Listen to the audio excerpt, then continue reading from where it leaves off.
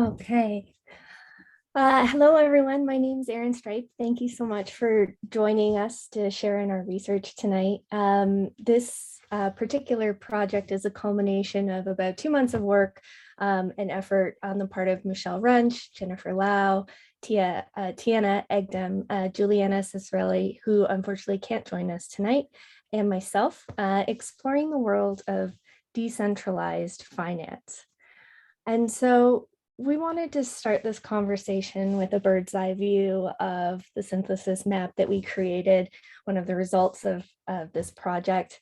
And our intention of developing this was to create a tool that might serve as an entry point for people, whether that's individuals or businesses, who are curious about decentralized finance or DeFi and what it's about, but aren't quite sure where to start. And to Peter's point, it's certainly an interesting time to be talking about this. While we were doing this research, we understood that things in this space changed daily, and that we were anticipating this volatility and kind of fluctuations, but I can say it's been a month and a half since we put this piece together, and today's current financial state is entirely different. So it's a really, really interesting kind of space to be playing in. And the reason, it's also worth noting the impetus for choosing decentralized finance as a group was that we were aware of the prominence of terms like cryptocurrency, NFTs, DeFi in popular media over the last several years, but we really didn't know what that meant or how they worked. And so professionally, we don't have, as a group, we don't have financial backgrounds, but we were very motivated to understand the ecosystem, the technology, and the people with the help of these system design tools and systems thinking. And so in doing so, in a short period of time, we were able to get acquainted with DeFi and begin to understand how it works, the social and technical implications, and the potential benefits and challenges. So that said, we are by no means experts, and nothing in this presentation is intended to be taken as financial advice, but we are excited to share what we've learned. So to start off, the difference between DeFi and CeFi. So CeFi, or centralized finance, is probably what most of us are familiar with. And this is a system that relies on intermediaries like banks to conduct financial transactions and services. Decentralized finance is sort of a broad bucket term for financial services built on the foundations of blockchain technology. And what it does is it strives to fulfill the services of centralized finance in an entirely permissionless, global, and transparent manner. And so based on the premise that financial services should not rely on centralized intermediaries and instead be provided by users for users. And the way they're doing that is replacing intermediaries with code and smart contracts.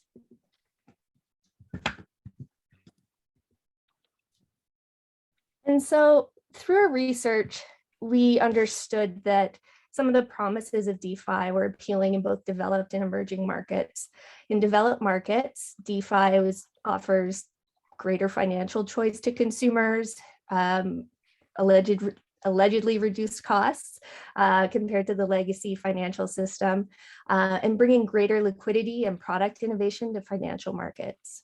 For emerging markets, DeFi provides a more secure store of value with the rise of stablecoins and offers financial services to billions of adults who lack access to an existing financial system. So it sort of represents a new phase of financial services development characterized by transparency and more financial inclusion. So pictured here is one of the feedback loops we developed to represent both the viability and attractiveness of a decentralized financial system as an alternate to the current centralized financial system, and specifically how unmet financial needs can influence risk tolerance and a willingness to explore and participate in DeFi. The trade-offs between access and risk tolerance heavily influence participation in each system. DeFi represents a smaller, more nimble, arguably more accessible option versus the tried and true, more bureaucratic legacy CeFi system where risk is managed. And so throughout our research, we uncovered a number of themes. And while you don't necessarily have the opportunity to kind of go and view our map in detail, we wanted to draw attention to a few key ideas as we start to look at the individual sections of the map. So the first thing we wanted to draw attention to is this idea of mistrust, and that people turning to DeFi products are doing so following decades of distrust and dissatisfaction with traditional banking. Advocates of DeFi are bullish on the idea of the trust layer of banking or finance being replaced with software and code, while critics cite security risks and distrust of the blockchain system altogether. This vocalized mistrust from both sides exacerbates polarized views, which are then reinforced by the media. We've got regulatory barriers. So DeFi activity spans many domains of financial regulation, so securities, exchanges, bank supervision, financial crime, for example. And the challenge for policymakers is regulating the DeFi the system itself, its software and its code and the inhabitants without a sufficient understanding of the technology and the ecosystem. And so a coherent overarching strategy that includes all member types of the global DeFi community is necessary to develop sort of a fair and accessible system where investors are protected. And if this can be done successfully, the response is likely to be a combination of existing regulation, retrofitted regulation, and a new bespoke regulation. The other thing we want to draw attention to is shifting control. So the idea that DeFi posits to provide people with a way to exchange goods and services and incubate projects and businesses without the caveats of traditional banking, like loan qualification, fiat currency inflation, fees, or volatile markets. It's just control away from institutions. And so that naturally is going to cause a reaction, and also a shift in responsibility to the individual, which may or may not provide opportunity for new financial service innovation. And then lastly, the idea of collective participation. So decentralized finance is a very young system, and its peer-to-peer nature requires it to have continued support by developers. There's maintenance, there's product feedback, governance, all those good things. And so active participation of diverse community members at both the social and technical levels is really important. And so continued attention to this aspect, to support, to accessibility, interoperability, and risk mitigation will only help to improve the use cases for DeFi over time. And now to get into the details of the map, I'm going to pass it over to Jennifer Lau to talk about our systemogram. Thanks, Erin. Great, so our systems map was actually, we kind of created, I think it was 4 different links that we had just to name it a link in the future of the financial system. So the second link that we have highlights who and what is involved in DeFi. So we've built 2 tools here, an actors map, which highlights all the individuals and entities involved in DeFi, and a systemogram to emphasize the points of interaction within these entities. Next frame, please. So this is our actors map, and we'll see that DeFi is made up of many human and non-human actors, many of which are grounded in technology. So if we just focus on the central community circle there, you'll see that power in the core is a central characteristic to DeFi. Many of the actors are saturated within this space.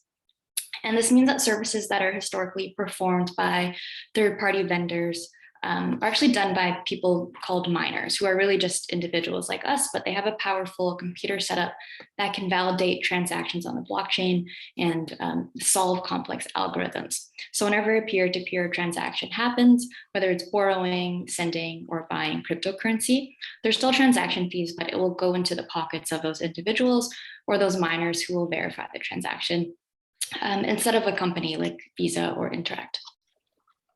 So this network forms a self-sustaining financial ecosystem that actually enables all sorts of niche communities to exist, called Decentralized Autonomous Organizations, or DAOs, where members can do anything from crowdfund, make meme contests, or even try to recreate the existing financial ecosystem. And this diagram here is our systemogram. So we created this to understand the actors, relationships, and the influences within DeFi. So you'll see various nodes on the map here, which are really just components of DeFi. So this might include political structures, parts of society, as well as different interest groups. So we know there's a lot going on here. We gained a lot of this information from speaking to different DeFi members, like founders, users, as well as regulatory experts. So we'll just cover 3 prominent narratives from our research. And the first one is that DeFi is for everyone. So you'll see in the lower left, there's a big circle there saying general public. So whether it's funding for the trucker convoy or donating to Ukrainian refugees, DeFi can really be used for anything. So we can't pick and choose who gets to use it and what they use it for. Otherwise, we would be recreating some of the same problems that centralized finance has. An emergent theme that our group has was the shifting of power from few to many, which Erin mentioned. And DeFi, given its distributed nature, it holds control within its user base. But for those who lose power as a result, perhaps this division can be used as a tool for regaining footing. So considering the use of DeFi in highly political operations might create uneasiness around the safety of using decentralized finance. And Janet Yellen, the US Treasury Secretary, stated last year that Bitcoin is extremely inefficient and often used for illicit finance. But what we found is that we really need to critically examine the motivations of people in power when they're making claims like these, because sometimes we'll actually see them change their public stance as they realize the increasing adoption of DeFi. So a couple months ago, just in March, Ms. Yellen announced that there are benefits from crypto, and innovation in the payment system can be a healthy thing. And the second narrative that we found is actually related to the first. And this is the consequences of power redistribution. So a disruptive innovation will threaten established players that are currently holding the power. And in the case of DeFi, legacy power structures are the organizations and the individuals that don't want to lose oversight on how individuals like us are using our money. So with DeFi, we see a shift of control to a collective of individuals. And we found that the media is a tool that the old guard can use to form a narrative around decentralized finance to incite fear, uncertainty, and doubt within the general public. So we do believe that as the old guard starts to lose power to the general population, traditional and social media will influence DeFi adoption. And then finally, the last theme was benefit to marginalized communities. So from our desk research and interviews, we found that the communities that benefit the most from DeFi are actually individuals who've been historically left out due to requirements like credit scores. So as Cleve Messador, he's the public policy advisor at the Blockchain Association. He says those who have historically been shut out of centralized legacy finance, who can't get a loan or buy a house or start a business, now have access to new instruments for payments, sending money, and the capacity to transact in the global marketplace for the first time. And now I'd like to pass it over to Michelle. Thanks, Jen. Once we had the systemogram in place, we used the loop diagrams to explore DeFi system stories and how people participate in DeFi, its market appeal, and different business models. This process helped us to visualize the complexity of the DeFi system one loop at a time. We were able to uncover archetypes, which we will not spend great detail on today, but ideas about success to the successful, the influence of external media and hype, regulation and volatility was what really came up through this tool. Through this, we were able to identify areas we wanted to explore further and brought to light interactions between DeFi and CeFi systems.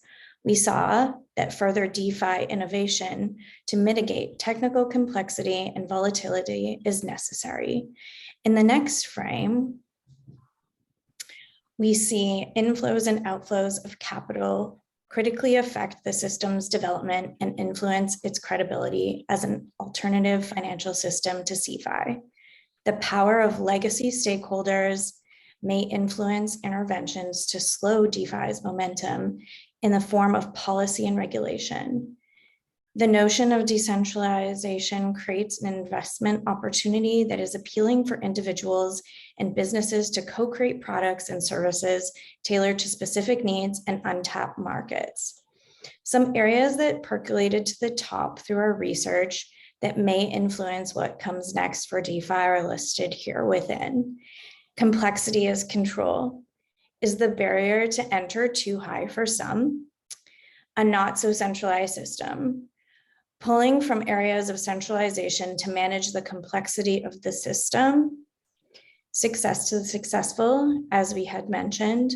Those with means and access to disposable income may reap the benefits of the system. Mixed messages on the outside. There are varied messages on the outside that may impact the introduction of some to this system. And finally, unfamiliar territory. Rules and regulations are being created in real time in new ways. Then we moved on to the rich context map exercise, which brought to light some of the key actors and emerging trends that really helped inform the context that we were operating within. By looking at the current systems and identifying the tensions that exist around it, we found this critical to discovering where there may be shifts in social norms, infrastructure, and technology. The context in which DeFi is manifesting itself is straddling both the current world and the future world. The multi-level perspectives allow us to see how the large-scale system may work together with new trends to drive innovation over time.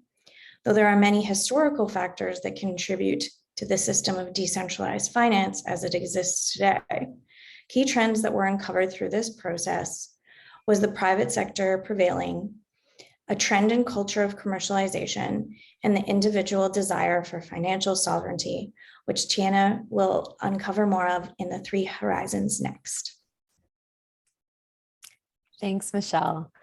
So as mentioned by Erin, when selecting decentralized finance and not really having a background with different financial systems ourselves, once we'd gotten into the weeds of it all, we were very excited, curious, and intimidated by trying to sense make and map out what that future could look like as the system, and financial innovations today are changing in the moment. And as Erin said, have already changed so much in the last month.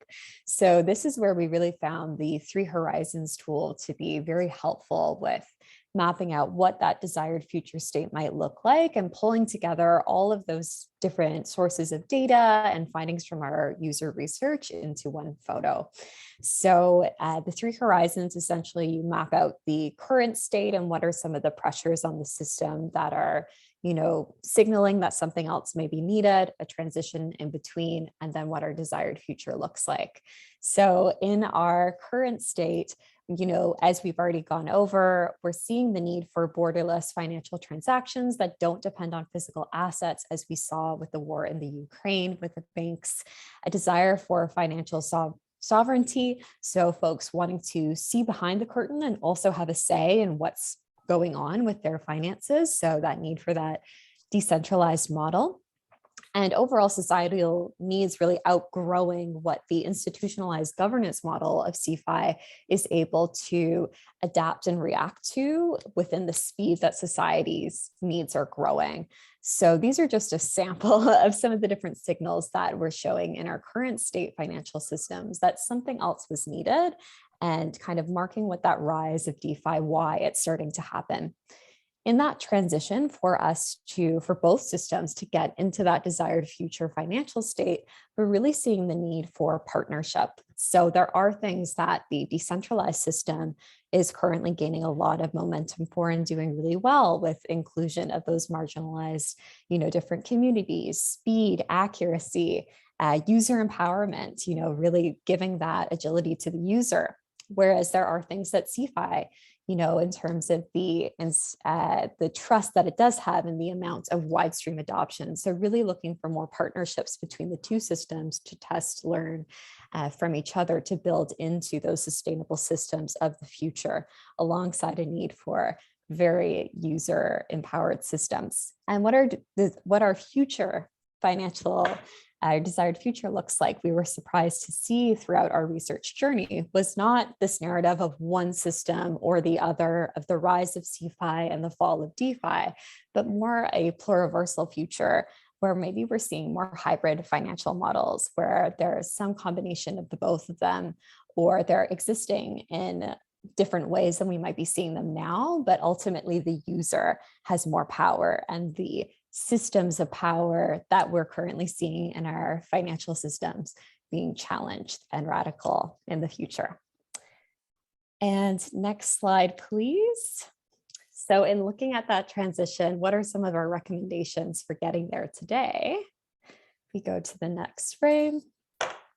Here are some of our highlighted transition initiatives. So, continuing to include more of those Web3. So we're currently transitioning from Web3 to Web2 values for the CeFi narrative, really looking at user-friendly, user-inclusive digital experiences for CeFi, more government-funded financial futures research as that transition into that sustainable future continues, increasing the diversity of SMEs and voices at the table for both groups, accountability measurements and instruments to keep CeFi banks motivated to continue that development, and the same for DeFi, and continuing to increase that societal demand for equitable,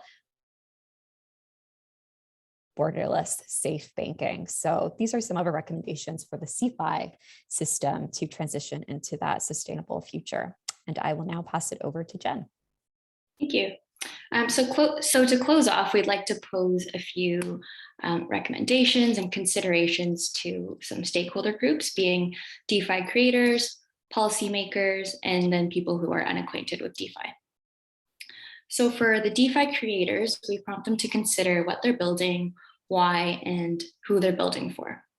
Our insight here is for creators to deeply reflect on their intent and examine blind spots that might actually be contributing to structural inequality. So they might want to ask themselves, is the DAO that I'm building so exclusive that only people like myself can join, or only people like myself would want to join? And if that's the case, maybe we should reflect on whether that's the future that we actually want to create. For policymakers, a major theme of our DeFi project has been future gazing. So looking beyond the use cases of DeFi for today and seeing how this ecosystem will play out in the future and who it will affect. So we ask policymakers to consider the implications of DeFi beyond 4-year terms and to weigh both the pros and cons. We ask them to plan for change and to contemplate how citizens, particularly those who have been historically underserved, can benefit from DeFi. And how can we use your position to enact change? And finally, for policymakers to practice deferring to others. Rather than fueling fear, uncertainty, and doubt, as Peter called out in the chat, FUD, around this new innovation, how can we enlist the DeFi community to become educated and listen and learn from those in the community? And finally, considerations for those who are unacquainted. Our team certainly fell under this category when we started the project. We encourage you to examine your biases around DeFi, maybe reflect on what's preventing you or motivating you to explore it. And if you're not interested, that's completely fine too. When we first chose this topic, we had our own biases around who DeFi users might be, what they were like, and what their motives are. But our interviews and our conversations really helped us with reconstructing our understanding of the range of users and uses in the DeFi system. And then, of course, as we mentioned in the beginning, we're not financial advisors, so it's important to gauge your own personal risk appetite when you're making financial decisions, to think critically around anything you read, and of course, don't invest anything that you're not okay with losing. So that brings us to the end of our presentation. Thanks so much for your time, and we're happy to answer any questions that you might have.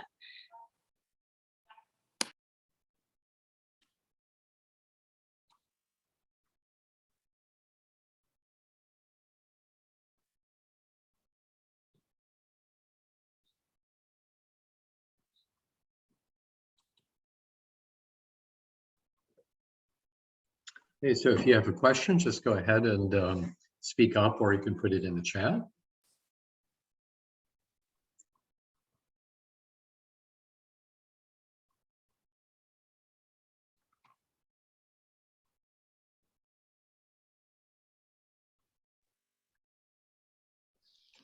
Let me ask a question. Do you see DeFi as anything more than a zero-sum game?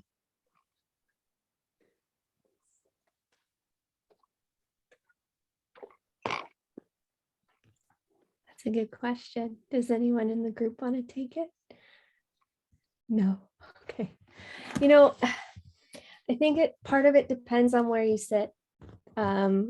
This particular project was very much researched from a kind of North American lens, and arguably more interesting applications are happening outside of North America. So, and the other piece to it is decentralized finance has a lot of similarities to the existing system, whereas the technology itself, the people who are kind of building from the ground up, who understand it far better than myself, actually have use cases where it's centered around ideals like community and access, and so is it a zero-sum game?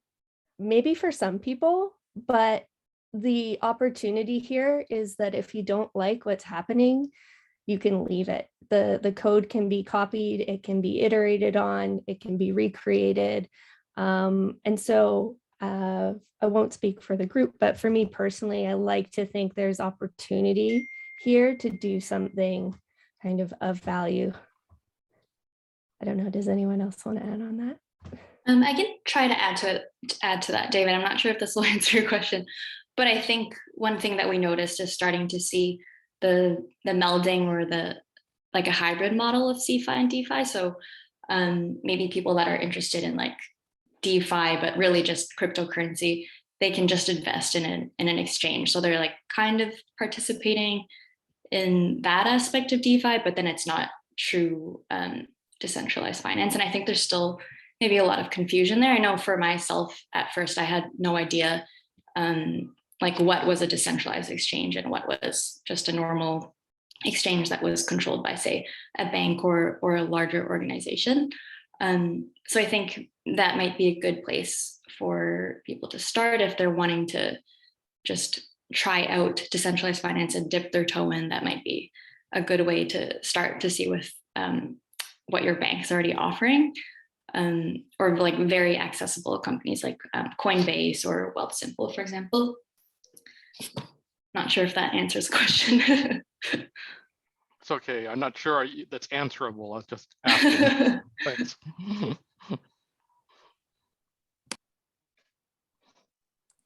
To piggyback on that a little bit, I think also the beauty of the system is that it is such a young and evolving system as well. And because of the decentralized model, where it is so participation focused, where people are literally voting and downvoting and, you know, investing to co-create what that future looks like, we're not talking about, or our entry point of this project isn't a narrative of a kind of institutionalized system that's been around for 30 years and we're creating a narrative on here's the holes and gaps in it, but rather a suggestive kind of lens of, well, this is what we know so far and it's still developing and there's so much changing. So I would also offer up that it might be too soon to make a definitive statement, but that might just be my own POV.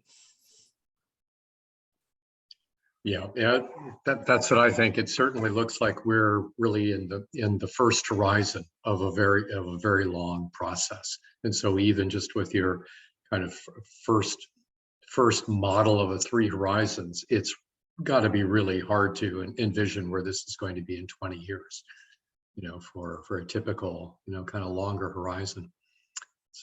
So thanks for that.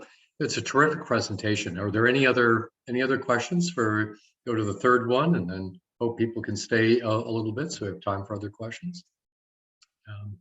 Jen, anybody else, any last questions? Okay. Thanks. I'll go ahead and cut the recording here and then we'll bring in the education group. So thank you.